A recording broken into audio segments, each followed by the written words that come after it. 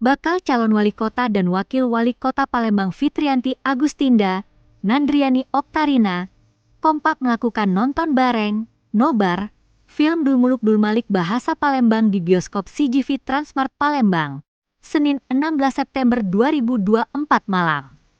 Dalam sambutannya, Fitriyanti mengaku bangga dan sangat terpukau dengan akting para aktor dan aktris menggunakan bahasa Palembang.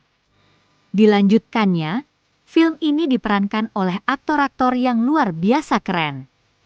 Seperti aktor senior Anwar Fuadi yang merupakan asli orang Palembang.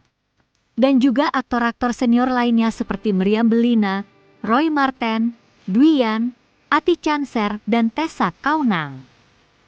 Selain itu, ada juga aktor-aktor muda yang berasal dari Palembang dan nasional memberikan warna yang berbeda.